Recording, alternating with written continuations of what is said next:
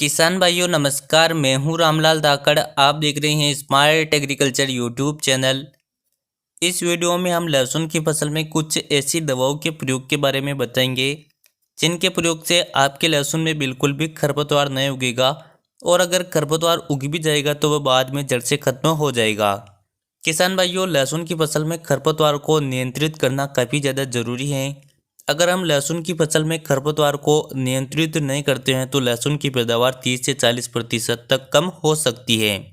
खरपतवार को आप निराई गुड़ाई के माध्यम से कंट्रोल करते हैं तो वह बहुत ज़्यादा अच्छा रहता है, लेकिन कुछ किसानों के सामने ये समस्या आती है कि उनके खेत में बहुत ज़्यादा खरपतवार उग जाते हैं, जिसके कारण निराई गुड़ाई से सभी प्रकार के खरपतवारों को कंट्रोल करना संभव नहीं हो पाता है।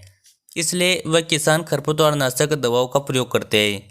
तो इस वीडियो में हम विस्तार से लहसुन की फसल में प्रयोग किए जाने वाले खरपतवार नाशक दवा के बारे में बात करेंगे, जिनके प्रयोग से लहसुन का खरपतवार जड़ से खत्म हो जाएगा।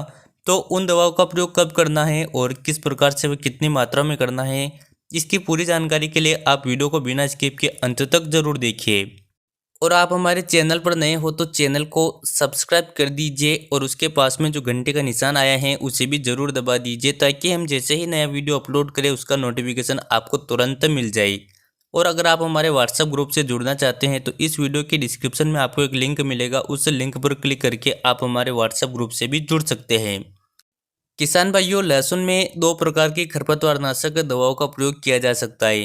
पहली दवाई का प्रयोग आप लहसुन की बुआई के तुरंत बाद सूखे खेत में कर सकते हैं, और दूसरी दवाई का प्रयोग आप लहसुन उगने के तुरंत बाद कर सकते हैं। किसान भाइयों, अगर सबसे पहले लहसुन की बुआई के तुरंत बाद सूखे खेत में प्रयोग की जाने वाली खरपतवार नाशक के बारे में बात करें तो उस दवाई का नाम है पेंडामेथिलिन 38.7%।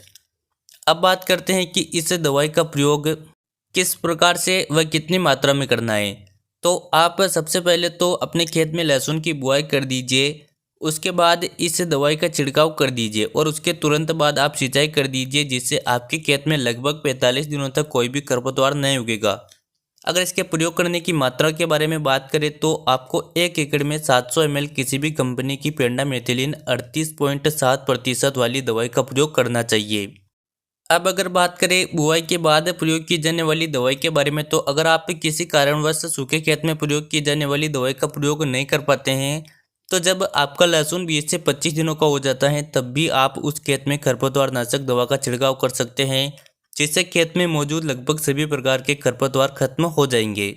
अगर उससे खरपतवार नाशक दवा के बारे में बात करें तो आप उस समय पर अडामा कंपनी की डेकेल खरपतवार नाशक दवा का छिड़काव कर सकते हैं। डेकेल में दो प्रकार के टेक्निकल होते हैं, पहला ऑक्सीफ्लोरोपेन और दूसरा प्रोपाक्विजाफोप।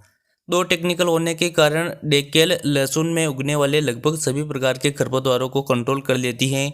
अगर इसके प्रयोग करने की मात्रा के बारे में बात करें तो आपको 1 एकड़ में 350 ml डेकेल का प्रयोग करना है और 15 लीटर पानी वाले स्प्रे पंप में 35 ml।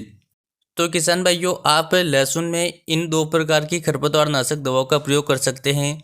मेरे हिसाब से तो आप सूखे खेत में ही खरपतवार नाशक दवा का छिड़काव कर दीजिए, क्योंकि अगर आप बाद में दवा का छिड़काव करोगे तो उससे लहसुन के खरपतवार तो खत्म हो जाएंगे, लेकिन लहसुन की फसल को भी झटका लगेगा। अब आप किस प्रकार से दवा का प्रयोग करते हैं या अब आपके ऊपर डिपेंड करता है, हमारा काम होता है बताना जो हमने आपको बता दिया। तो आपको वीडियो कैसा लगा कमेंट करके अवश्य बताइए। वीडियो पसंद आया हो तो लाइक व शेयर जरूर करें। चलिए मिलते हैं अगले वीडियो में। जय जवान जय किसान।